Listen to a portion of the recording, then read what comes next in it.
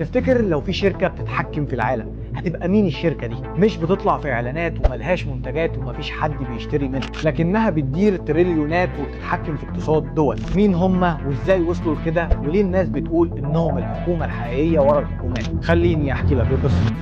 شركة بلاك روك اللي اتأسست سنة 1988 على ايد لاري فينك بتدير صناديق تقاعد وجامعات وشركات تأمين وصناديق ثروة سيادية. أي قرار استثماري منها بيأثر على الاقتصاد في دول كاملة. الحكومات بتستعين بيها كمستشار وقت الأزمات زي أزمة 2008 وكورونا، وساعدت البنك الفيدرالي الأمريكي إنه يشتري أصول بتريليونات. مسؤولين سابقين في بلاك روك بيشتغلوا في مناصب حكومية والعكس، زي بريانديز في إدارة بايدن. أي تحريك لمحفظة بلاك روك ممكن يهز سوق البورصة. بتروج لفكرة الاستثمار المستدام وبتضغط على الشركات إنها تكون أكتر صداقة للبيئة، وده بيغير طريقة عمل الشركات العالمية. بلاك روك مش بس بتستثمر، دي كمان بتشكل رؤية السوق. بلاك روك مش بنك لكنها بتتحكم في البنوك، مش دولة لكنها بتأثر على قرارات دول، ومش حكومة لكنها بتوجه السياسات الحكومية.